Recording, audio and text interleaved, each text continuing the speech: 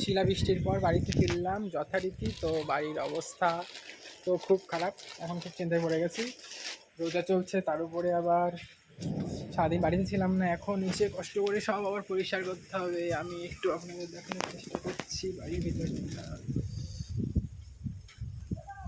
সব জল ফল জমে গেছে চারিদিকে, কিচ্ছু করার নেই। কিছু করার নেই, চোখে রাস্তায় যদি যাই, বাড়ির সামনে রাস্তায় এতটা খারাপ অবস্থা। তো চলো দেখা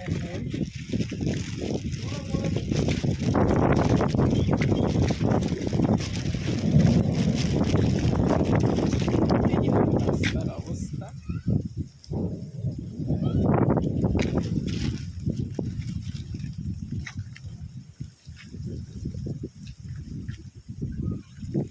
হলো বাড়ির সামনের অবস্থাটাই,